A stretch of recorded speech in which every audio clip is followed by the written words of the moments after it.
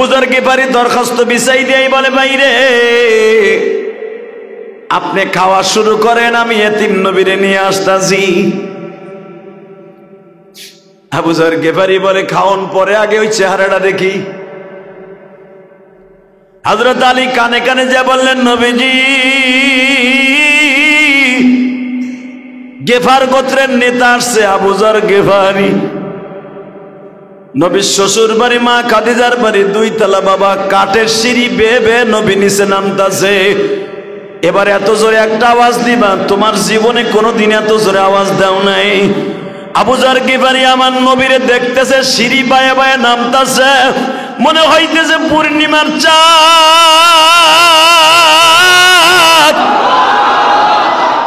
পূর্ণিমার চাঁদ বুঝি ঘরের থেকে সিঁড়ি বায়ে বায়ে নামতেছে। আবু যর গিফারি বাবা পাথরের মূর্তির মতো, কোনো আওয়াজ নাই, কোনো শব্দ নাই, বসার থেকে দাঁড়ায় পড়ছে নবীরে দেখা, অপলক নেত্রে নবীর চেহারার দিকে তাকায় আছে। আবু যর গিফারির সামনে আমার এতিম নবী কখন আসছে আবু যর গিফারি নিজেও জানে না। আবু যর গিফারি আমার নবীর চেহারার দিকে তাকায়া বলে, এই চেহারা কোনদিন মিথ্যাবাদী সেটার বাটপারের চেহারা হইতে পারে না গো। এই চেহারাটা কোনদিন কোন বাটপার মানুষের হতে পারে না। আবু যর গিফারি একটা দৌড় দিয়ে আমার নবীর হাত মোবারক ধরিয়ে একটা চুমা দিয়ে দিলেন। নবী আমার আবু যর গিফারির ঘাড়ের পরে হাত দিয়ে বসাইলেন দস্তরখানের মধ্যে। দস্তরখানে বসাইয়া জিজ্ঞেস করে, আপনার নামটা কি? আমার নাম আবু যর, আমি গিফার গোত্রের নেতা। নবী একবারও জিজ্ঞেস করে নাই আপনি কি জন্য আসছেন।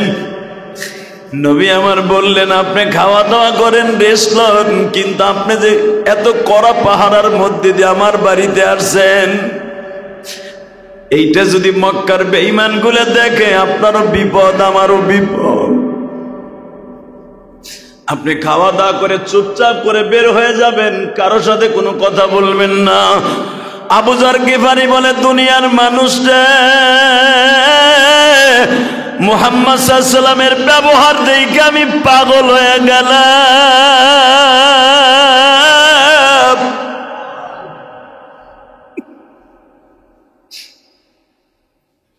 আমি ওই দিনের কথা আমি গিফারি কোনোদিন ভুলবো না। কোন দিনে নবীর নিয়ে একই দস্তরখানের মধ্যে খাইতেছি, নবী 3 আঙ্গুল দিয়ে আস্তে আস্তে করে খায়, আর আমার এক একটা খেজুর গালের মধ্যে খাওয়ায় দেয়। আমি নবীর খেজুরের বিচিটা আমার পকেটে এখনো রাইখে দিছি। এই 10টা বছর হয়ে গেল, খেজুরের বিচিটা আমি এখনো ফেলাই না।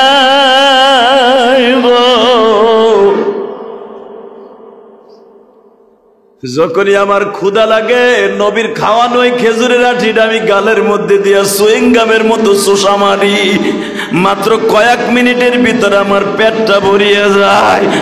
আবু যর গিফারি রাদিয়াল্লাহু তাআলা আনহু বলেন, কোন আবু যর গিফারি বাবা? তোমরা হয়তো জানো যে আবু যর গিফারি ফাতেমার কবরের কাছে যে বলছিল, কবর, তোর মাঝে এমন একজন মহিলা আসতেছে যে হলো নবীর মেয়ে ফাতেমা। তোর মাঝে এমন একজন মহিলা আসতেছে যে হলো জান্নাতি যুবকদের সর্দার। জান্নাতি যুবকদের সর্দারের মা ফাতেমা কবরে আসতেছে। কবর, তোর মাঝে এমন একজন মহিলা আসতেছে যেই মহিলা শেরে খোদা আলীর বিবি, জীবনে কোনোদিন স্বামীর মনে একটা কষ্ট দেয় নাই। সেই ফাতেমা আসতেছে, তুই কি তার সাথে খারাপ ব্যবহার করবি? কবরের মধ্যে থেকে আওয়াজ আসতেছে, আবু যর রে, আমি ফাতেমা বলতে কোনো মহিলা চিনি না। আমি হাসান হুসাইনের মাকে চিনি না।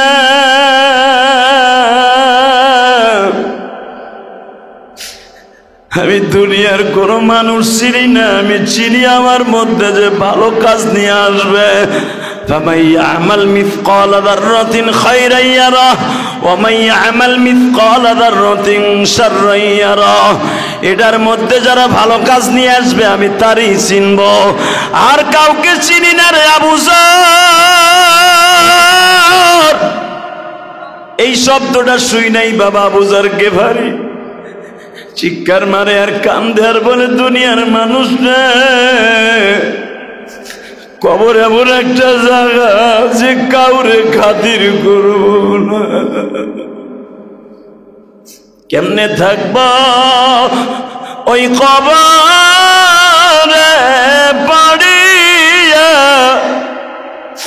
বন্ধু বান্ধব কাউকে সে তাই বাবনা, সাপে কাটবে গুর্জ মারবে যেই ঘরে মৌলা সারা কেহ নাই রে দেখি।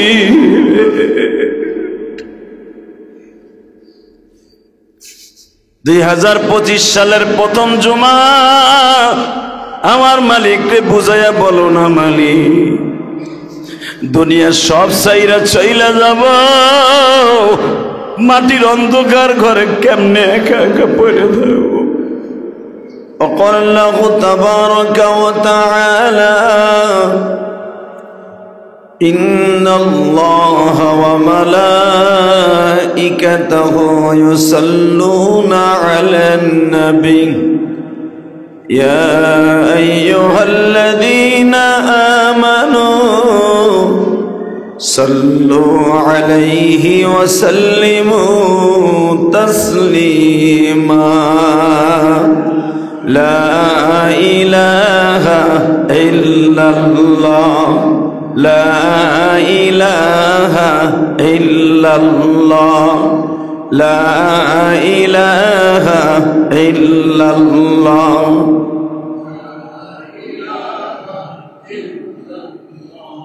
لا إله إلا الله لا إله إلا الله لا إله إلا الله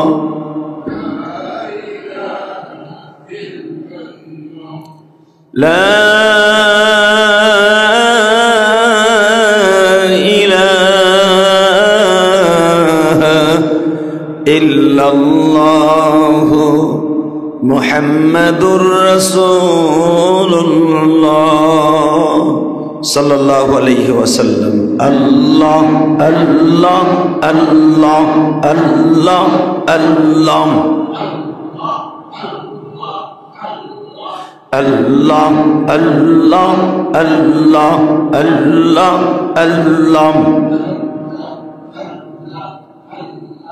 الله الله الله الله الله لا إله إلا الله محمد رسول الله সাল্লাল্লাহু আলাইহি ওয়াসাল্লাম। আল্লাহর যাকিরিন শাকিরিন মুহিব্বিন মুবাল্লিগিন, আল্লাহর প্রিয় মাহবুব বান্দারা, আল্লাহ সুবহানাহু ওয়া তাআলার দরবারে লাখো কোটি শুকরিয়া জ্ঞাপন করছি যে মহান সত্তা আপনাকে আমাকে শৈত্য প্রবাহ চলছে, প্রখর শীতের মধ্যে মসজিদে আগে আগে এসে বসবার তৌফিক দান করেছেন। 2025 সালের প্রথম জুমা, আল্লাহ পাক আমাদের সকলের জন্য হেদায়েতের জরিয়া বানিয়ে দিক। আল্লাহ তাআলা আমাদের সবাইকে মাফ করে দিক।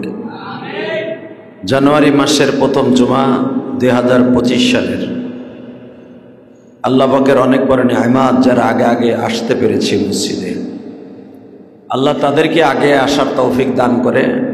যাদের কপাল, যাদের মস্তিষ্ক, যাদের দিমাগ আল্লাহ এবং আল্লাহ রসুলের জন্য কবুল হয়েছে,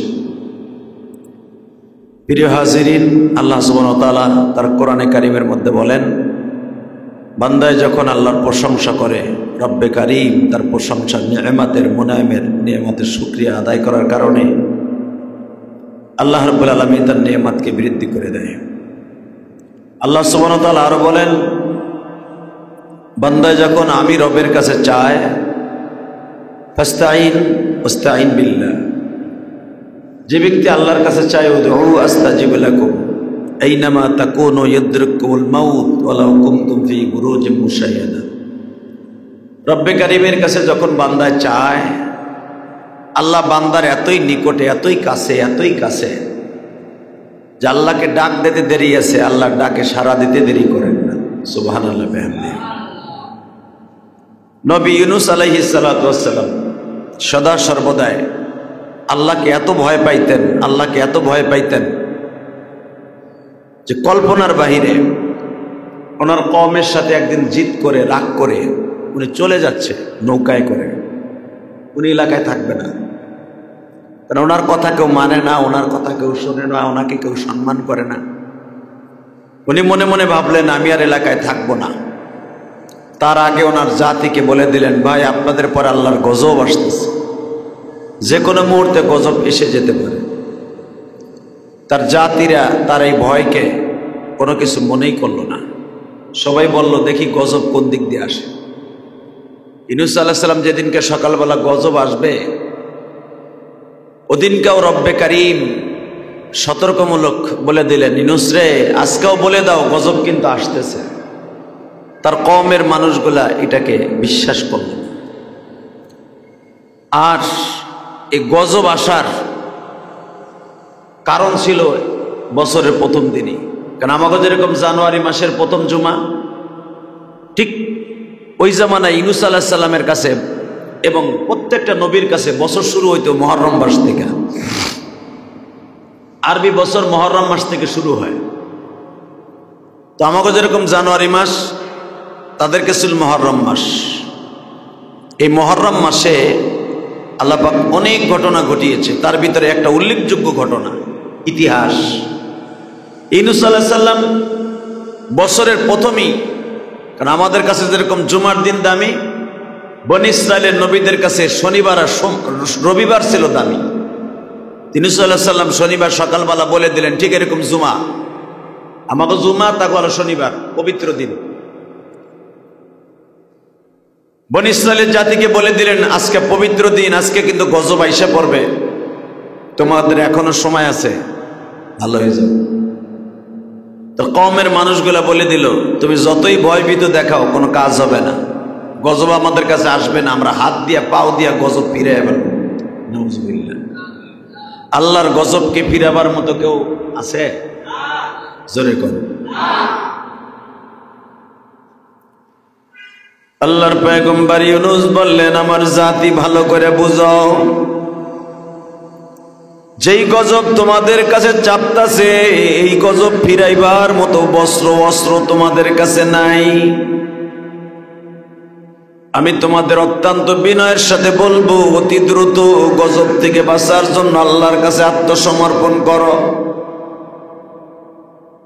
তার জাতি দীপ্ত কণ্ঠে বলল, ইউনূস রে, তুমি যতই ভয় দেখাও, গজব ফিরাইবার মতো এবিলিটি আমাদের কাছে আছে। ইউনূস পয়গম্বর বললেন, আমি আবার বলছি, তোমরা তওবা করো,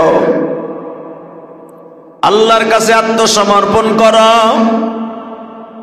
তার জাতি বলে দিলেন স্পষ্ট, আমরা কোন রকম ভাবে আত্মসমর্পণ করব না। আল্লাহর পয়গম্বর ইউনূস বললেন, ঠিক আছে, তাহলে তোমরা থাকো, আমি চললাম। কিন্তু আল্লাহর পয়গম্বর ইউনূসের এখানে একটু ভুলে গেছিলেন, আমার আল্লাহর সাথে পরামর্শ করা ফরজ। ঠিক না বেটি? পরামর্শ কার সাথে করতে হয়? হ্যাঁ, শীতের মধ্যে জমে গেছেন নাকি? এই মুসলমানের বলা, ইউনূস আলাইহিস সালামের এখানে একটু ভুলে গেছিলেন, বলা যাবে না ভুল করছে, ভুলে গেছিলেন যে আল্লাহর সাথে পরামর্শ না করে কোন কাজ করা ঠিক না। তো যখন বলে দিলেন, ঠিক আছে তোমরা থাকো, গজব তোমরা ফিরাইও, আল্লাহর পয়গম্বর ইউসুফ, আল্লাহর পয়গম্বর ইউনুস আল্লাহর সাথে পরামর্শ না করে রওনা দিলেন কড়া মেজাজে।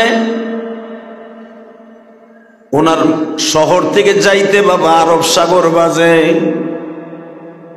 আরব সাগরের একটা ক্যানেল খাল আছে, সুইস খাল, এখনো পর্যন্ত আছে ইরাক, বাগদাদ এবং মিশরের মাঝখানে যে নদীটা, এটা ছিল ইউনূস আলাইহিস সালামের নাইনুন শহর।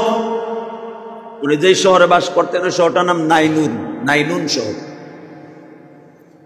এই নাইনুন শহর থেকে উনি মনে মনে ভাবলেন আমি বাগদাদে চলে যাব। যখন নৌকার উপরে আরোহণ করছে, নৌকার উপরে সওয়ার হয়েছে,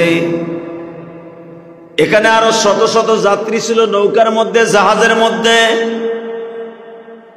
নৌকা যখন মাঝপথে আসছে, আল্লাহর পয়গম্বর ইউনুস দেখে নদীর মধ্যে ঝড় উঠে গেছে। নদীর মধ্যে ঝড় উঠে গেছে, আওয়াজ হইতেছে, গাইবি আওয়াজ, তোমাদের মধ্যে এমন এক ব্যক্তি আছে তার মালিকের সাথে গাদ্দারি করে নৌকায় উঠছে। মালিকের কাছে না বইলে সে পালায়া চলে আসছে। এই লোকটারে নদীর থেকে, নৌকার থেকে ফেলায়া না দিলে নৌকা বাঁচবে না। সুবহানাল্লাহ। মালিকের সাথে গাদ্দারি করে আইছে, মালিকের সাথে না বইলা, মালিকের সাথে পরামর্শ না করে পালায়া পড়ছে। ওই লোকটারে নৌকাতে ফেলাই দাও, তাহলে নৌকা কিন্তু যতগুলো শত শত যাত্রী আছে সব মরবো। সূরা ইউনূসের মধ্যে আসছে, ইউনূস আলাইহিস সালামের নামে একটা সূরা আছে কোরআন শরীফের মধ্যে। সূরা আম্বিয়ার মধ্যে আসছে, সূরা সাফফাতের মধ্যে আসছে, বিভিন্ন জায়গায় একটু একটু খণ্ড খণ্ড আলোচনা।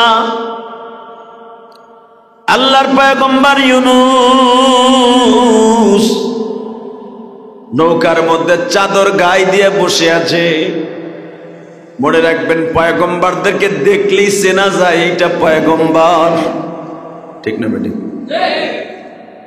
পয়গম্বরদের কয়েকটা বৈশিষ্ট্য মনে রাখবেন। এক নম্বরে, পয়গম্বরদের চেহারা সুন্দর।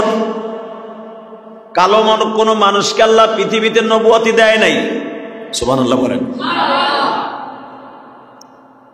নবীদের চেহারা ছিল পৃথিবীর শ্রেষ্ঠ হিরোর মতো চেহারা। নবীদের মতো চেহারাবান মানুষ আল্লাহ পৃথিবীতে কোনো মানুষ বানায় নাই। এক নাম্বার নবীদের বৈশিষ্ট্য। দুই নাম্বার নবীদের বৈশিষ্ট্য, তাদের ভিতরে আল্লাহ এমন গুণ দান করেছেন, কোন পাগল ছাগলকে আল্লাহ নবুয়তি দিতেন না। তাদের জ্ঞান আল্লাহ এত বেশি দিচ্ছেন, যে কোনো মানুষের সামনে দাঁড়ায়া সাথে সাথে তার জ্ঞানের পরিধি দিয়া বুঝাই দিতে পারতেন উনি পয়গম্বর। তিন নম্বরে হলো, আল্লাহ রাব্বুল আলামিন নবীদের ভিতরে এমন কিছু মুআজিজা দান করেছিলেন, অলৌকিক, অদৃশ্য, যেগুলা মানুষের দ্বারা সম্ভব না, সেগুলো নবীদের দ্বারা আল্লাহ দান করেছিলেন। 4 নম্বরে, কোন একটা খারাপ বংশের ভিতরে আল্লাহ নবী পাঠাইতেন না। সুবহানাল্লাহ বলেন না? 4টা গুণ দিয়া আল্লাহ নবীদেরকে বানাইতেন। তো ইউনূস আলাইহিস সালাম এক তো বংশ ভালো, 2 নম্বরে পৃথিবীর শ্রেষ্ঠ চেহারাদের মধ্যে, ওই জামানার সবচেয়ে পৃথিবীর মধ্যে শ্রেষ্ঠ চেহারাদের মধ্যে নবী ছাড়া ইউনূস আলাইহিস সালামের চেহারা। 3 নম্বরে, লোকটা সব দিক দিয়ে পরিপাটি, লোকটা ভদ্র, অভদ্র না। নৌকার ভিতরে উঠা হামতাম নাই, চুপচাপ করে বসে আছে। সবাই এখন খুঁজতেছে ওই লোকটা কে, যে মালিকের সাথে কথা না বলে, পরামর্শ না করে চলে আসছে, তারে নামাই দাও, তার জন্য এতগুলা যাত্রী মরে যাবে। আল্লাহর পয়গম্বর ইউনূস নিচে এসে ধরা দিলেন যে, ভাই আমি আমার মালিকের সাথে পরামর্শ না করে আয়া পড়ছি। সবাই বলে, দূর, আপনার চেহারা দেখতে এত সুন্দর, আপনার বংশ ভালো, আর চেহারাকে আপনি মনে হয় নবী হবেন, আপনার চেহারাকে আপনি নবী হবেন, এটুকু মা, আপনার চেহারাকে আপনি নবী। আমাদের বিশ্বাস হয় না আপনি মালিকের সাথে গাদ্দারি করে আসতে পারেন। সুবহানাল্লাহ। আল্লাহর পয়গম্বর ইউনূস বললেন, ভাইরে বিশ্বাস করেন, আমি সত্য কথা বলছি, আমি আমার মালিকের সাথে পরামর্শ না করে আয়া পড়ছি, রাগ করে। সবাই বলে, এত সুন্দর মানুষ যে নিজের অপরাধ নিজে স্বীকার করে সে কোনোদিন মালিকের সাথে পরামর্শ না করে আসতে পারে না। আমরা বিশ্বাস করি না, এটা অবিশ্বাসের যোগ্য না, বিশ্বাসের যোগ্য না। ইউনূস আলাইহিস সালাম বলে, আমি কসম করে বলছি আমি আমার মালিকের সাথে কথা না বলে চলে আসছি। সবাই বলে আপনার মুখের কথা বিশ্বাস করি না। লটারি ধরি, লটারি যখন আপনি নিজে ধরা দিছেন যে আমি আমার মালিকের সাথে কথা না বলে চলে আসছি, দেখি আমি লটারি দিয়ে দেখি আপনার নাম আসে কিনা। ভাইজান লটারি যখন দিছে প্রথমে আসছে ইউনূস আলাইহিস সালামের নাম। আবার যখন ইউনূস আলাইহিস সালামের নাম আসছে, আল্লাহর পয়গম্বর চাদর দিয়া চোখ মুছে আর বলে, মালিক। তাহলে বোঝা গেল আমার মতো অপরাধী এই জাহাজে আর কেউ নাই। সবাই বলে আপনার চেহারায় বলে আপনি কোনোদিন মালিকের সাথে গাদ্দারি করে আসতে পারেন না। তারা তো মনে করছে দুনিয়ার কোনো মালিক হবে, কিন্তু উপরের যে মালিক এটা কারো অন্তরে নাই।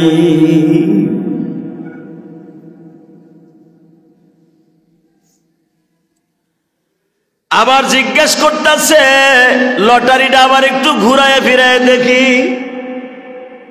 নৌকার মধ্যে যাদের নাম আছে সবাই নামের উপরে লটারি দেয়, কারো নামে লটারি ঘুরে না। আবার দ্বিতীয়বার ঘুরে ইউনূস নবীর নাম।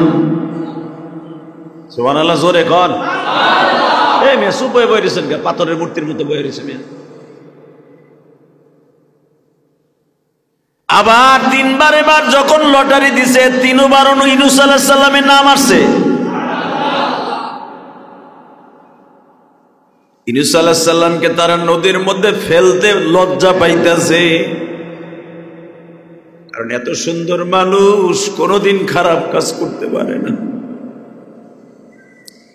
বাজান, পৃথিবীতে কিছু কিছু মানুষের চেহারা আছে দেখলেই বোঝা যায় লোকটা নিষ্পাপ, ঠিক না বেঠিক? জীবনে কোনোদিন একটা অন্যায় করে নাই, চেহারায় বলে দিতে পারবে। কারণ নবীরা হলো মাসুম, বেগুনাহ, কোনো গুনাহ নাই। কোন মানুষ বিশ্বাস করে না আপনি অন্যায় করে মালিকরে ধোঁকা দিয়ে নৌকায় উঠতে পারেন। মনে রাখবেন, আমার পয়গম্বর নবী মুহাম্মদুর রাসূলুল্লাহ সাল্লাল্লাহু আলাইহি ওয়াসাল্লাম মক্কার ভূখণ্ডে মানুষের কাছে ধোঁকাবাজ ছিল। নাউজুবিল্লাহ বলেন। বেঈমানদের কাছে ধোঁকাবাজ, ইমানদারের কাছে পৃথিবীর শ্রেষ্ঠ মহামানব, ঠিক না বেঠিক? এই জন্য দেখবেন ইহুদি নাসারারা কোরআন শরীফ ধরিয়া পান নিচে দিয়া সিরা সিরা নর্তকীদের পায়ের নিচে ফেলায়। দেখেন না, মাঝে মাঝে ইউটিউবে দেখা যায়। ডেনমার্কে এক মহিলা কোরআন শরীফ দিয়ে টিস্যু পেপার বানাইছিল, তার পায়খানার লজ্জা স্থানগুলা লেপটিন করে পায়খানা করে মুছছিল। ওই মহিলা যে সময় এই কাজ করেছে আমার মাবুদের কোরআন দিয়া, ইতিহাস প্রমাণ করে তার শরীরের ওই জায়গা থেকে এমন পছন্দ ধরছে, 3 মাসের ভিতরে ক্যান্সার হইয়া, এইডস হইয়া দুনিয়ার থেকে মহিলা পস্তে পস্তে বিদায় নিছে। এই দৃশ্য দেখে তার বংশের ভিতরে প্রায় 1 থেকে 100 জনের উপরে মানুষ কালেমা পড়ে মুসলমান হয়েছে। এটা কোরআনের মুজিজা। সুবহানাল্লাহ বলতে পারলেন না? তো কিছু কিছু জিনিস আছে চেহারার ভিতর ফুটা উঠে যে লোকটা খারাপ কোনো কাজ করতে পারে না। কথা বল না কেন? জোরে কর। দেখবেন কোন মাদ্রাসার ছেলে যদি ভুল করে চুরিও করে ফেলে, চুরি করে ফেলেছে, চুরি করার কারণে একজন পাশের থেকে, ভাই ছেলেটা চেহারা, ও আসলে চোর না, ও হয়তো পেটের অভাবে, ক্ষুধার অভাবে হয়তো কিছু চুরি মুড়ি করছে, আরে মাফ করে দেও, ঠিক না বেটি? আবু যর গিফারি রাদিয়াল্লাহু তাআলা আনহু, নাম শুনছেন আবু যরের? হ্যাঁ, খালি শিবুনবর নাম শুনছেন, আবু যরের বাড়ি কই এটা চিনেন না, আজকে শুনেন। আবু যর গিফারের বাড়ি হলো মক্কার একটা জেলার নাম আছে গেফার। গেফার মক্কার থেকে প্রায় 180 কিলোমিটার দূর একটা জায়গার নাম গেফার গোত্র। মক্কার ভিতরে যেরকম কুরাইশ বংশ দামি ছিল, আর এটা তায়েফ থেকে প্রায় ইয়ামানের বর্ডারে কাছাকাছি। এখানে একটা বংশের শহর ছিল গেফার গোত্র, অনেক দামি গোত্র, এরা অনেক পয়সার মালিক এবং এরা খুব ক্ষমতার মালিক। এরা যেই দিকে যাইতো ওই দিকে চষতে চষতে যাইতো। গেফার গোত্রের মানুষ, তাদের আল্লাহ এত বিচক্ষণতা দিছিলেন, এত বুদ্ধি দান করছিলেন, তাদের বুদ্ধি এত বেশি যে তারা কোনো মানুষকে দেখে আন্দাজ করতে পারতো এই লোকটা ভালো না খারাপ। জোরে কর। তো আবু যর গেফারি রাদিয়াল্লাহু তাআলা, সে ছিল গেফার গোত্রের নেতা, মাতবার, সেনাপতি। তো উনি শুনতে পাইলেন মক্কায় একজন মুহাম্মদ আছে এবং ওনার দেশের নেতার গোত্রে যারা আসছিল মক্কায় হজ করতে, তারা বলে মক্কা নগরীতে একজন নবী নামে মুহাম্মদ আছে যার চেহারা দেখলে মানুষ পাগল হয়ে যায়। আর কিছু দুষ্ট লোক যে তারা বলে দৌড়া বেড়া, ও একটা বাটপার। হ্যাঁ, নাউজুবিল্লাহ, বোর টেবিলি বলে। দেখবেন একটা লোকের সবাই ভালোবাসে না, কথা বলেন না কেন? আমি কি সবার কাছে বালা? কে কইছে আমি সবার কাছে বালা? আমি রাস্তা দিয়ে হাঁটলে অনেকে দোকানে বই কয় বাটপার, অনেকে কয় এটা সিটার, আবার অনেকে দৌড় বেড়া। এই বেটার আওয়াজ শুনে মানুষ কানতে কানতে পাগল হয়ে যায়। ঠিক না বেঠিক? এটাই দুনিয়ার নিয়ম। আরে আমারে না গালি, আমি তো একটা সোলটু মানুষ, পৃথিবীর শ্রেষ্ঠ মহামানুষ, পৃথিবীর শ্রেষ্ঠ মহামানব যাকে বলা হইতো, তারে ভালোবাসতে যে দুই গ্রুপ হয়ে গেছে। কথা বলেন না কেন? গেফার গোত্রে যে কিছু কিছু মাতবাররা কইতেছে, বেটা এবার গেছিলাম হজে, একটা লোকের সাথে দেখা হইলো যার চেহারা দেখলে মানুষ পাগল হয়ে যায়। তার চেহারার মধ্যে কয় সে একজন নিষ্পাপ মানুষ, তারে দেখকে মন চায় তার ধর্মের ভিতরে ঢুকে যাই। তার চেহারা দেখে মন চায় হে যা কয় তাই শুনি। আর এক গোত্র কয় ধর বেড়া, ওর মতো বাটপার মানুষ পৃথিবীতে আছে। চাচার বাড়ি খাইলো, চাচার বাড়ি পড়লো, হোর বাড়ি গেল, এর কোনো ঐতিহ্য নাই, তার কোনো বংশের সিঁড়ি নাই, সে একা, মা নাই, বাপ নাই, পরের বাড়ি থাইকা খাইয়া এর নতুন নবী দাবি করে ফেলাইলো। বাপ দাদার ধর্মকে চুনকালি মাইরে সে নতুন একটা ধর্ম খাড়া করছে, সে একটা নতুন রাজনীতি দল খাড়া করছে। ধর, ওই লোকটার মতো খারাপ লোক আর হইতে পারে না। গ্রুপ হয়ে গেল কয়টা? জোরে কর, আরো জোরে, আরো জোরে, হ্যাঁ জোরে কর না। কয়টা? দুইটা। আর এক গ্রুপ মাঝখান দিয়ে খাড়াই গেছে, আবার নতুন দল। সেটা দূর বেড়া। যদি লোকটা এতই খারাপ হবে তাহলে তার চেহারা দেখে মানুষ পাগল হয় কে? তার কথা শুনে, ব্যবহার দেখে মানুষ কালেমা পড়ে কে? এই যে কালেমা পড়ে কে, তৃতীয় নাম্বার যে দলটা, এই হল আবু যর গেফারি। সুবহানাল্লাহ কইলেন না? যে কোনো জায়গায় দেখবেন তিনটা গ্রুপ হয়, তাই না? আওয়ামী লীগ আছে, বিএনপি আছে, মাঝখানে এখন সবচেয়ে বড় নেতাগিরি খাড়ায় গেছে জামাত ইসলাম। কথা কর না কেন? আবার মাঝখান দিয়ে আমাকে হুজুর গোড়াও বাসের মতো বোক জ্বালাইছে। দুনিয়ার নিয়ম কিন্তু এটা। কথা কর না কেন? ওই জামানোর তিন গ্রুপ। আবু যর গেফার গোত্রে এক নম্বরে খাড়ায় গেছে মোহাম্মদের মতো বাটপার কোনো লোক দুনিয়ায় নাই। নাউজুবিল্লাহ, আসতে গেলে বোবা হয়ে মরবা, একটা ডাইরেক্ট বোবা হয়ে মরবা। আমার নবীর মতো সুন্দর মানুষ আছে? কোরআনে কি বলে শুনেন? লাকাদ কানা লাকুম ফি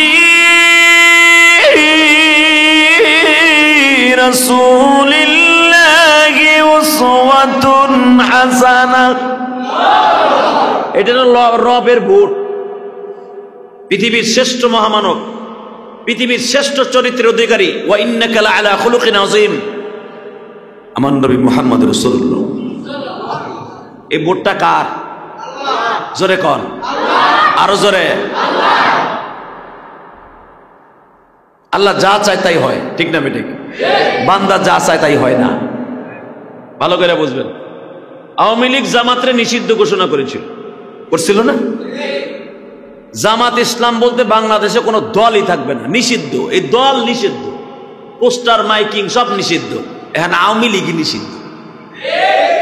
কথা কর না? বেশি দিন না, 6 মাসের ডিফারেন্সে পোল্ট্রি, পুরা পোল্ট্রি। এই পোল্ট্রিটা কে দিছে? তাহলে বোঝা গেল ক্ষমতার মালিক হে তুমি আর আমি না, চান্দু। এটা ভুলে যান যাবে না, এটা বললেই কপালে জুতার বাড়ি। কথা কর না কেন? ক্ষমতা একজনের আল্লাহ কোনোদিন কেড়ে নেবে, সেটা উলামা ইকরামের ক্ষমতা। যে দলই ক্ষমতায় থাকুক, আমরা থাকবো প্রধান। কোন দলকে পরোয়া করার মতো ক্ষমতা আলেম উলামার নাই। কথা কর না কেন? হ্যাঁ, এদের ভিতরে একটাই পাওয়ার আছে, কোরআনের পাওয়ার। জেলখানায় নিবা, ওইখানে নিয়ে কোরআনের কথা কবি, রিমান্ড দিবা, গরম ডিম ফাঁসা দিয়া দিবা, তাও আছি, সব খামু, কোরআনের কথাগুলো বলবো। কথা বলেন না কেন? আলেম উলামা গুলাকে আওয়ামী লীগ সরকার ধরে নিয়া ল্যাংটা কইরা জাইঙ্গা বড়াই পিটাইছে। ইতিহাসটা কোনটা বাইরে হইতেছে, মনে রাখতে হবে কে কোন দল করেন এটা দেখার বিষয়। আপনি কেরানীগঞ্জের, আমি গোপালগঞ্জের, কোন গঞ্জ আল্লাহর কাছে দামি নেই। আল্লাহর কাছে দাম, তার সাথে নেটওয়ার্ক কার বেশি বালা।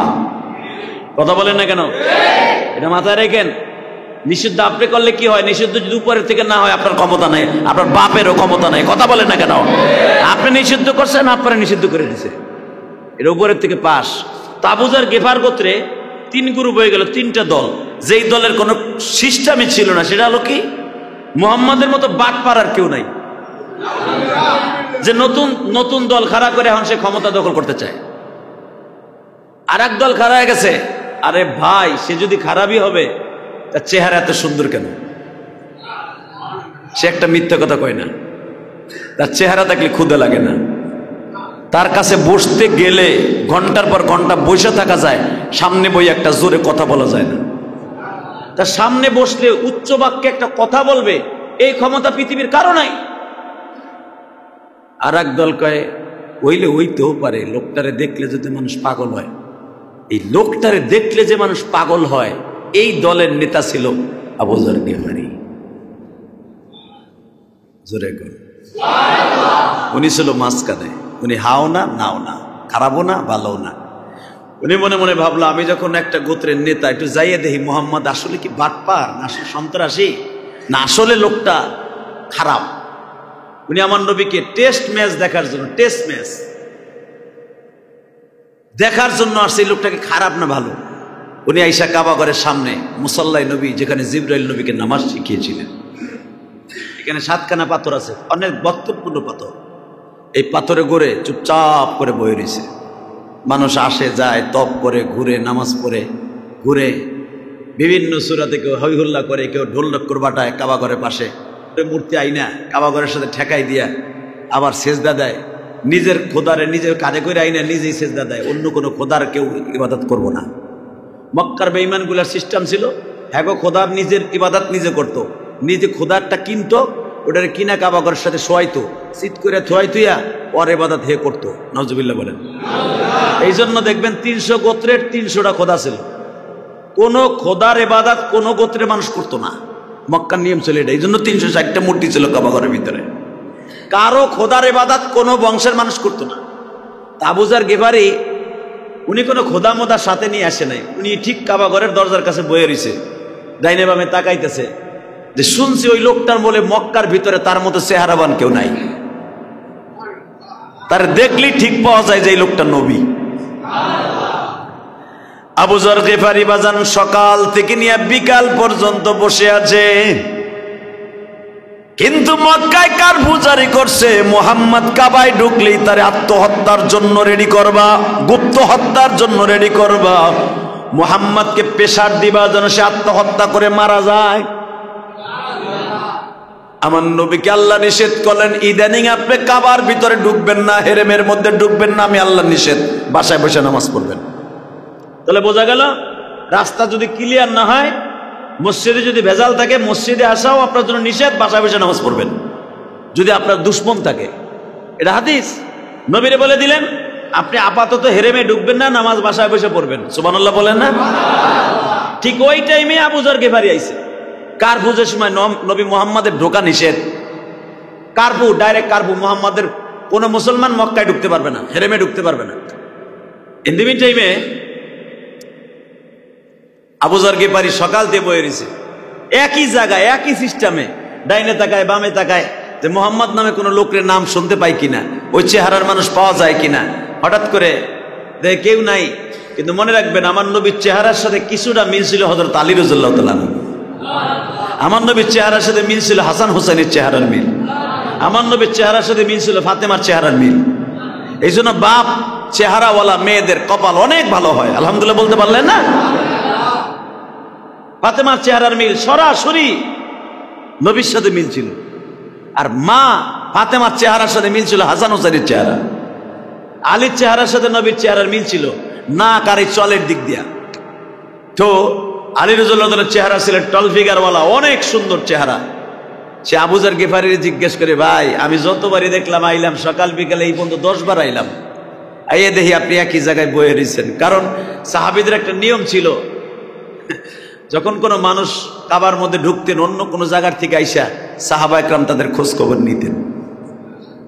দেখবেন দাওয়াত ও তাবলীগের কাজ যারা করে, একটা লোক দোকানের সামনে যায়, যদি দাড়ি টুপি দেয় একটা কলেজের বন্ধুরে, যারা তার পিঠে হাত দেয়, ভাই বাড়ি কই তোমার, নাম কি, কি করো, নামাজ টামাজ পড়ো, পড়ো ভাই, নামাজ ছাড়া উপায় নাই, বলে কি বলে না? এই সময় তো মুসলমানদের দাওয়াত দেয়, ওই সময়টা একটা কাফের খুঁজতেন যে একটা এরকম ভালো ছেলে পাওয়া যায় কিনা, তার কালেমায় আনা যায় কিনা। তালি যে পিঠে হাত দিছে, ভাই আপনার নাম কি? এমন ভয়াবহ পরিস্থিতি যে তারা জিজ্ঞেস করবে আপনি আসছেন কি জন্য, এই শব্দটা ব্যবহার করতে পারতেছে না, গোয়েন্দা আলীর পিছনে লাগানো। সুবহানাল্লাহ বলেন। এত ভয়ঙ্কর দৃশ্য। এমন একটা সময় গেছে, আপনাকে মনে আছে, সাইদি সাহেব যখন মারা গেল, আমি দোয়া করছিলাম বাসায় বইয়া। এমন একটা সময় আসলো, আপনারা জানেন জুনায়েদ বাবুনগরী যখন মারা গেল, সে তো আমার উস্তাদ। জুনায়েদ বাবুনগরী মারা যাওয়ার পরে আমার এই বাসায় বইয়া কে বা কাহারা জুনায়েদ বাগুরির নামে দোয়া হবে ইলিয়াস রহমান জিহাদির এই মসজিদে একটা পোস্টার ছাপায় দিল। এই পোস্টারটা ফেসবুকে দেখা 2 থানার থেকে 11 গাড়ি পুলিশ আইছিল আমার ধরার লেগে। আপনারা জানেন না, আওয়ামী লীগের যত পোলাপান আছে সব আমার বাড়ি ঘেরাও করছে। ইলিয়াস রহমান জিহাদি জুনায়েদ বাবুনগরী হেফাজত ইসলামের নেতা। হালাকে আমি দুনিয়ার কোনো রাজনীতি করি না, এই মসজিদে পরে বহুতবার বলেছি, কথা বলেন না কেন? আমি কোনো দল করি না। জুনায়েদ বাবুনগরী একটা ছবি না, একটা পোস্টার যে জুনায়েদ বাবুনগরীকে নিয়ে উনি মারা গেছে। আরে ভাই, বঙ্গবন্ধুর লেগে কি আমরা দোয়া করি না? জিয়াউর রহমানের লেগে দোয়া করি না? এ কথা কর না কেন? মুসলমান মরলেই তো দোয়া করি, করেন না? তো সে মুসলমান হিসাবে হয়তো হইতে পারে, সেই হিসেবে একটা পোস্টারকে ছাপায় দিয়েছে জুনায়েদ বাবুনগরী আজকে আসরের পরে দোয়া হবে। এই পোস্টারটা দেখার লগে লগে এই থানার এসপি ডাইরেক্ট আমার অ্যারেস্ট করার জন্য 11 গাড়ি পুলিশ পাঠাই দিয়েছে আমার এই বাড়িতে। আপনারা সবাই জানেন, অকাত্য ভাষায় গালিগালাজ করেছিল। এই কেরানীগঞ্জ সবাই ভাবছিল ইলিয়াস রহমান জিহাদির মধ্যে আজকে ধরে নিয়ে যাবো, এত সহজ। কথা বলেন না কেন? তাহলে বুঝালাম, একটা মৃত ব্যক্তির লেগে দোয়া করব, সেই দোয়া করার পোস্টারকে ছাপাইছে, সাথে সাথে ইলিয়াস রহমান জিহাদির অ্যারেস্ট করতে হবে, সে হেফাজতের নেতা। পরে খুঁজে মুজে দেখে আমি হেফাজতের নেতাও না, কোনো নেতা হই না, কিচ্ছুই না। কে পোস্টারটা ছাপাইছে, কে ছাড়ছে, তার কোনো হদিসও নাই। তাহলে বোঝা গেল এমন একটা সময় গেছে, কথা বললেই সাইদির লেগে দোয়া করবে সেটাও নিষেধ। কথা বলেন না কেন? আমার ছবির লেগে দোয়া করবে ওটাও নিষেধ। দোয়া করতে হবে একমাত্র বড় বড় নেতার লেগে, বঙ্গবন্ধুর লেগে, নাহলে জিয়াউর রহমানের লেগে। সব আলো এই দেশে সোলা কথা কর না কেন? তার হলো দেশের নেতা আর আলেমুলামা যেগুলো, এগুলো সব চোর। আল্লাহ কয় আর হবে না, এবার দোয়া চাইস। কথা বলেন না কেন? দোয়া জোর করে নেওয়া যায় না। দোয়া কোথার থেকে নিতে হয়? জোরে বলেন, কোথার থেকে? আপনি দোয়া করতে নিষেধ করলেও কি হবে? যদি উপরের থেকে দোয়া করা আইসা যায়, এমনি ইলিয়াস রহমান জিহাদির সামনে তার নাম চলে আসবে। কথা বলেন না কেন? এটা হলো দোয়া অন্তরের থেকে। আপনি জোর করে বলেন বঙ্গবন্ধুর নাম প্রত্যেক মসজিদ দোয়া করতে হবে, না করলে এটা চাকরি শেষ। দোয়া ঠিকই করবে, আল্লাহ দিও জান্নাত দিও, মনের থেকে কইবে আল্লাহ তুমি খুঁড়ে দিও। কথা কর না কেন? এটা ভালো করে বুঝবেন, দোয়া ভিতরের থেকে আসে।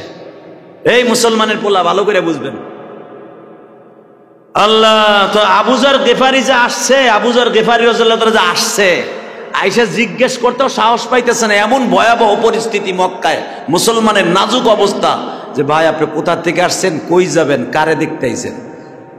খালি আলী ইশারা দিয়ে বলেন ফাশারাতিল ইয়া আবু গাজ্জার গিফারি তাহলে না, খালি বললেন আসেন। আপনি মনে হয় সকাল থেকে বলতে কিছু খান নাই, আগে কিছু খাওয়া দাওয়া করেন, যাও না বাজান। এবার দিলটা নরম করবেন। একটা লোক ক্ষুধার্ত থাকলে, এটা মক্কা, এটা বাংলাদেশ না, যেখানে সেখানে খাওয়ান পাওয়া যায়। আজ থেকে 1445 বছর আগে মক্কায় সচরাচর খাওয়ান পাওয়া যাইতো না। আর কেউ যদি খাওয়ান দিত, তার মতো বন্ধু আর কেউ হতো না। হযরত আলী বললেন আসেন আমার বাড়িতে আসেন। বাড়িতে লয়ে গেছে, দস্তরখার মধ্যে খাওয়ান খাওয়াইয়া জিজ্ঞাসা করতে সাহস পায় নাই যে আপনি আসছেন কে। কারণ আলীর বাপ আলীর দুশমন, আলীর বাবার নাম হলো আবু তালেব। আবু তালেবও তার পিছনে লেগে রয়েছে যে কিল্লি গাইছে আবার আমার পোলায় ওরে কালেমা পড়ায় কিনা। কি মনে করলেন আপনি? বাজানদের সামনে বইয়া হযরত আলী জিজ্ঞেস করতেও সাহস পায় নাই, ভাই কেন আসছেন, কি জন্য আসছেন? খাওয়ান দাওয়ান হয়েছে, পেটটা ভরছে? জান। ওই লোকটা যায় আবু যর গিফারি আবার কাবা ঘরের সামনে বয়ে দিচ্ছে। পরের দিন হযরত আলী সকালবেলা যায় দেয়, আলী খেয়াল করছে যে এই লোকটা কইতে আইছে, কেন আইছে, নজরে পড়ে গেছে। পরের দিন সকালে যে যায় দেয় ঠিকই ওই একই জায়গায় লোকটা ওইখানেই বসা। আলী যে বলছে আজকেও মনে হয় কিছু খান নাই, আসেন আজকেও আসেন। আজকে ঘরের মধ্যে নিয়ে আলীর খাবারটা দস্তরখাই দিয়ে বলে এটা আমার খাবার, আপনি খান। খাওয়ান দাওয়ান শেষ হওয়ার পরে বলে ভাই ইশারায় কিছু কথা বলবো, আপনি বুঝে নিবেন, আপনি আসছিলেন কেন? আবু যর গিফারি বললেন আমি গিফার গোত্রের নেতা, আমি একজন শিল্পপতি মানুষ। সুবহানাল্লাহ বলেন না? গিফার গোত্রে কোনো মানুষ ব্যবসায়ী করতে হলে আমার ট্যাক্স দিয়ে তারপরে যেতে হবে। সিরিয়ায় কোনো মানুষ যদি তায়েব দিয়ে যাইতে হয় গিফার গোত্রের উপর দিয়ে, আমার ট্যাক্স না দিয়ে কেউ আমার উপর দিয়ে যেতে পারবে না, আমার শহর দিয়ে। আমি সেই নেতা আবু যর গিফারি।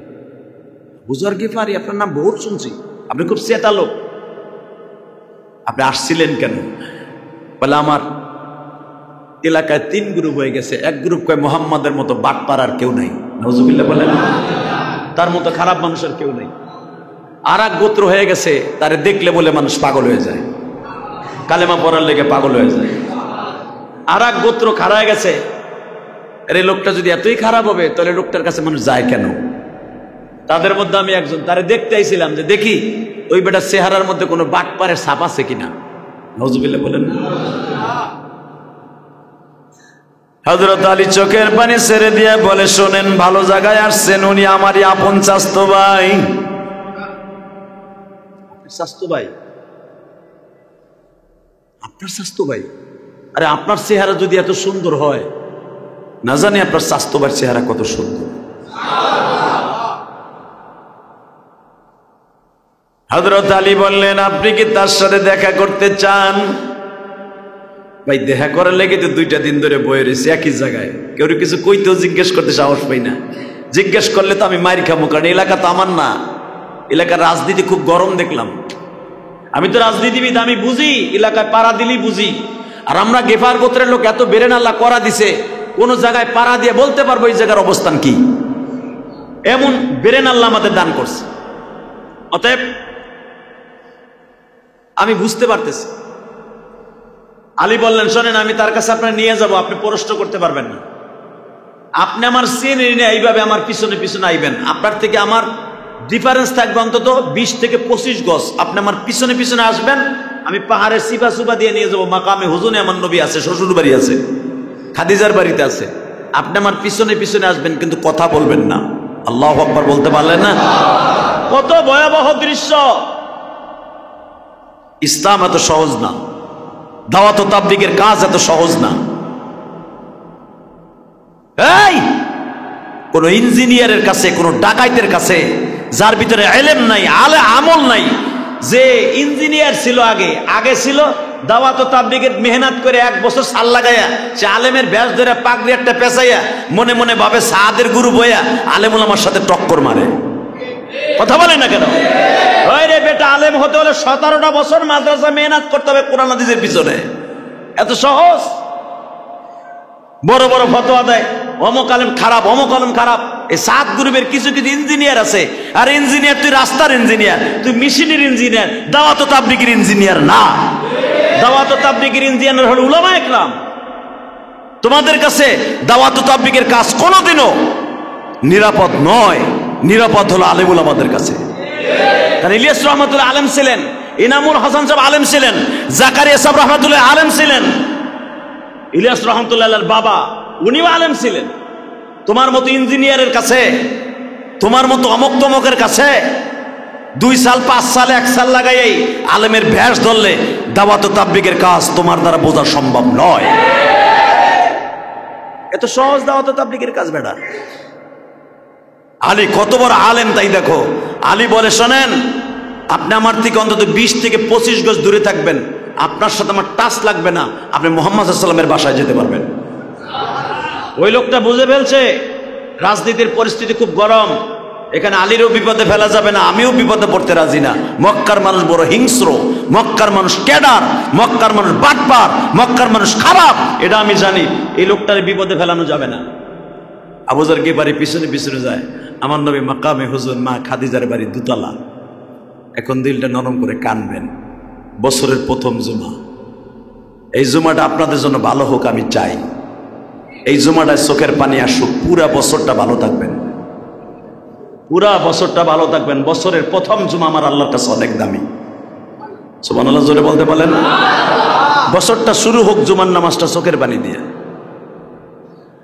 আবু যর গিফারি বিশ্ব নবীর দরজার সামনে এতিমের মতো দাঁড়ায় আছে। হযরত আলী ঘরের মধ্যে ঢুকিয়ে ইশারা দিলেন, ফাশারা দিলে ফাদখিলি আবু যর গিফারি, ঢোকো। ঢুকলি দরজা লাগাই দিস। বৈঠকখানায় বসছে।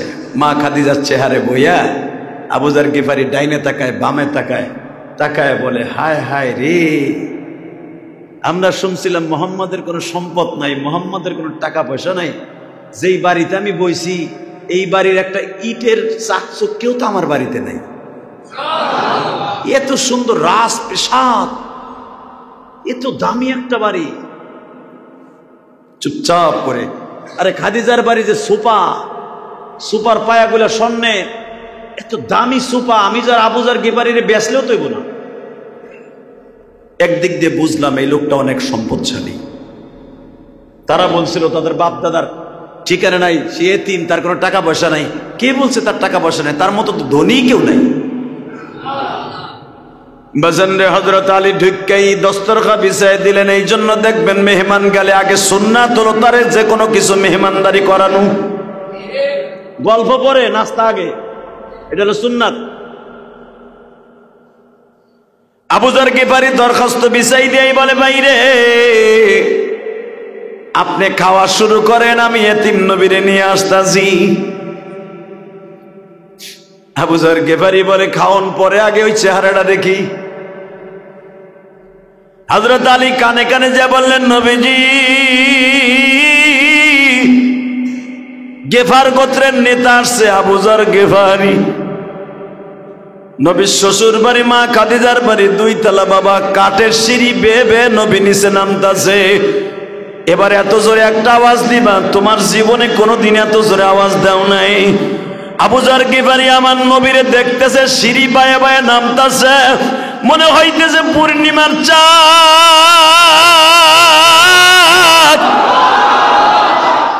পূর্ণিমার চাঁদ বুঝি ঘরের থেকে সিঁড়ি বায়ে বায়ে নামতেছে। আবু যর গিফারি বাবা পাথরের মূর্তির মতো, কোনো আওয়াজ নাই, কোনো শব্দ নাই, বসার থেকে দাঁড়ায় পড়ছে নবীরে দেখা। অপলক নেত্রে নবীর চেহারার দিকে তাকায় আছে। আবু যর গিফারির সামনে আমার এতিম নবী কখন আসছে আবু যর গিফারি নিজেও জানে না। আবু যর গিফারি আমার নবীর চেহারার দিকে তাকায় বলে, এই চেহারা কোনদিন মিথ্যাবাদী সেটার বাটপারের চেহারা হইতে পারে না গো। এই চেহারাটা কোনদিন কোন বাটপার মানুষের হতে পারে না। আবু যর গিফারি একটা দৌড় দিয়ে আমার নবীর হাত মোবারক ধরিয়ে একটা চুমা দিয়ে দিলেন। নবী আমার আবু যর গিফারির ঘাড়ের পরে হাত দিয়ে বসাইলেন দস্তরখানের মধ্যে। দস্তরখানে বসাইয়া জিজ্ঞাসা করে, আপনার নামটা কি? আমার নাম আবু যর, আমি গিফার গোত্রের নেতা। নবী একবারও জিজ্ঞাসা করে নাই আপনি কি জন্য আসছেন।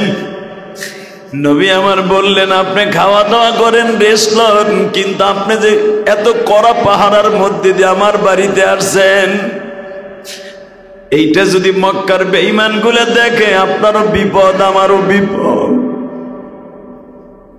আপনি খাওয়া দাওয়া করে চুপচাপ করে বের হয়ে যাবেন, কারো সাথে কোনো কথা বলবেন না। আবু যর গিফারি বলে, দুনিয়ার মানুষটা মুহাম্মদ সাল্লাল্লাহু আলাইহি ওয়াসাল্লামের ব্যবহার দেখে আমি পাগল হয়ে গেলাম।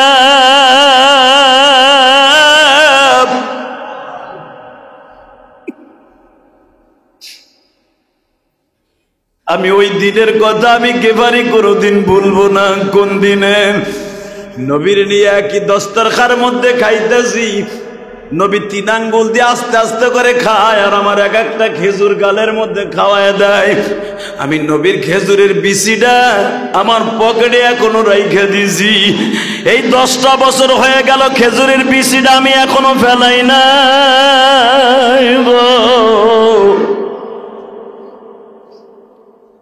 যখনই আমার ক্ষুধা লাগে নবীর খাওয়ানো ওই খেজুরের আঠিটা আমি গালের মধ্যে দিয়া সুইংগামের মতো চোষা মারি। মাত্র কয়েক মিনিটের ভিতরে আমার পেটটা ভরিয়ে যায়। আবু যর গিফারী রাদিয়াল্লাহু তাআলা আনহু বলেন, কোন আবু যর গিফারী বাবা? তোমরা হয়তো জানো যে আবু যর গিফারী ফাতেমার কবরের কাছে যে বলছিল, এ কবর, তোর মাঝে এমন একজন মহিলা আসতেছে যে হলো নবীর মেয়ে ফাতেমা। তোর মাঝে এমন একজন মহিলা আসতেছে যে হলো জান্নাতি যুবকদের সর্দার।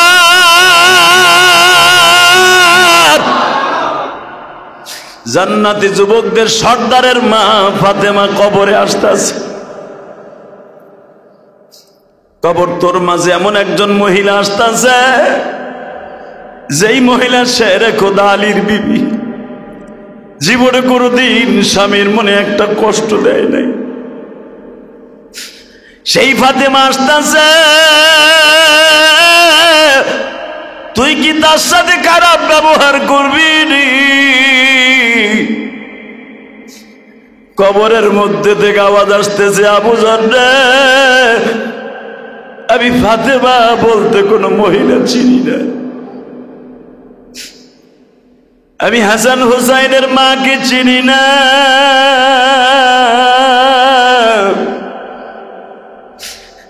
আমি দুনিয়ার কোন মানুষ চিনি না। আমি চিনি আমার মধ্যে যে ভালো কাজ নিয়ে আসবে। فَمَن يَعْمَلْ مِثْقَالَ ذَرَّةٍ خَيْرًا يَرَهُ وَمَن يَعْمَلْ مِثْقَالَ ذَرَّةٍ شَرًّا يَرَهُ। এটার মধ্যে যারা ভালো কাজ নিয়ে আসবে আমি তারই চিনব, আর কাউকে চিনি না রে আবু যর। এই শব্দটা শুই নাই বাবা আবু যর গিফারী চিৎকার মারে আর কান্দে আর বলে, দুনিয়ার মানুষ রে, কবর এমন একটা জায়গা যে কাউরে খাতির করব না। কেমনে থাকব ওই কবরে পড়িয়া? বন্ধু বান্ধব কাউকে সে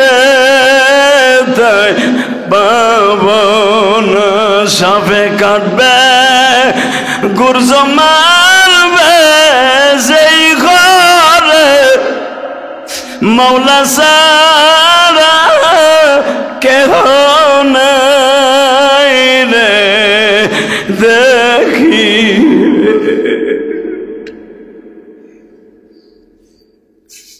2025 সালের প্রথম জুমা।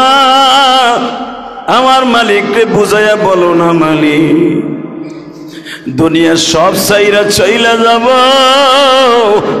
মাটির অন্ধকার ঘরে কেমনে একা একা পড়ে থাকব। ওই ঘরের মধ্যে আমার মা দুঃখিনী পড়ে আছে, আমার বাবা পড়ে আছে, আমিও তো পড়ে থাকবা। ওই কবরে আমার অবস্থা কি হইব একবারও ভাইবা দেখছি নি।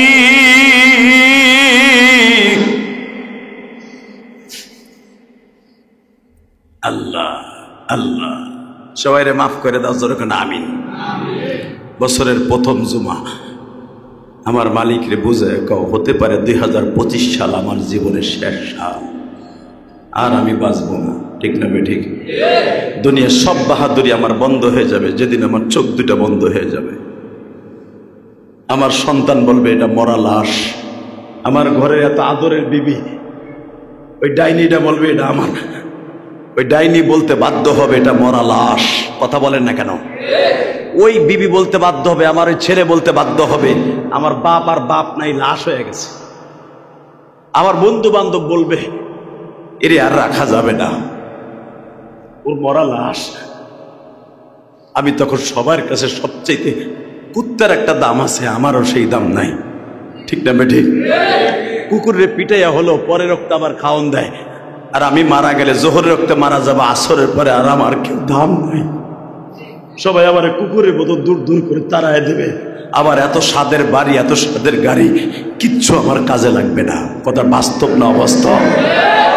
এই ভালো করে বুঝবেন, বাচ্চা হারুন আর রশিদ ইন্তেকালের পরে, ইন্তেকালের আগে ওনার মুরিদকে বলে গেছিলেন, ওনার 4 জন খাদেমকে বলে গিয়েছিলেন, এই আমি মরার পরে আমার হাত দুইটা কাফনের কাপড় উপর রেখে দিব।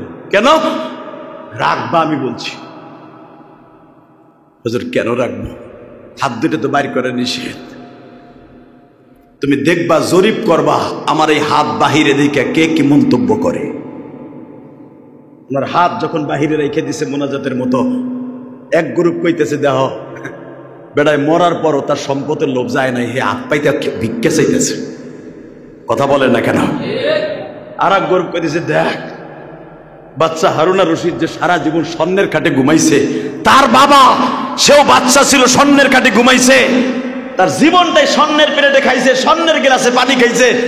আজকে দেখ খালি হাতে বাচ্চা হারুন আর রশিদ চলে যাইতেছে। এটাই বুঝাইতেছে দেখ আমার 2 হাতের মধ্যে কিচ্ছু নাই, সব খালি। বাজানরে ভালো করে বুঝবেন, আবু যর গিফারি, ওই আবু যর গিফারি নবীর বাসার থেকে যখন রওনা দিয়া যায়, যাওনের সময় শুধু একটা কথা বলে দিয়া যায়, নবী গো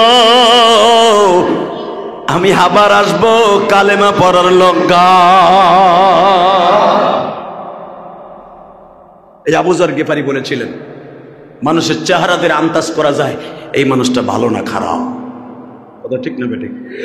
অতএব আল্লাহ রাব্বুল আলামিনের কাছে আমরা তওবা করি, প্রথম জুমা থেকে নিয়ত করি 1 ওয়াক্ত নামাজ জীবনে কামাই দেব না, ইনশাআল্লাহ। যতদিন বাঁচবো বেশি বেশি করে আল্লাহর রাস্তায় দান করব। যা ইনকাম করব, 40 টাকা ইনকাম করলে 1 টাকা আল্লাহর রাস্তায় দেয়, এটা আমার জন্য ফরজ। এটা আপনি জানেন মাসলাটা? 40 টাকা ইনকাম করলে, 40 লাখ টাকা থাকলে 1 লক্ষ টাকা আল্লাহর রাস্তা আপনার দিতে হবে, এটা ফরজ। খালি কামাইয়ে ব্যাংকে থুইয়া দিবেন আর আল্লাহ আপনার ব্যাংকে ভরে দিব না। এমন একদিন আসবে সব একসাথে টান মারবে, তখন আপনার সব শেষ। সারা জীবন যা কামাবেন তার 10 ভাগের 40 ভাগের 1 ভাগ আল্লাহর রাস্তায় কিছু না কিছু দান করে যাবেন, সারা জীবন বাহাদুরের মতো থাকবেন ইনশাআল্লাহ। বলেন আল্লাহ আমাদের সবাইকে তৌফিক দান করুক। আসেন তওবা করে আস্তাগফিরুল্লাহ। বছরের প্রথম জুমা দেখা যাক বছরটা কে ভালোভাবে কাটাবার জন্য আল্লাহর এই ঘরে